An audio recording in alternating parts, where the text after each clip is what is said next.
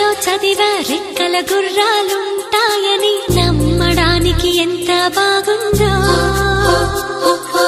బాలమిత్ర కథలో చదివా పగడపు దీవులు ఉంటాయని నమ్మ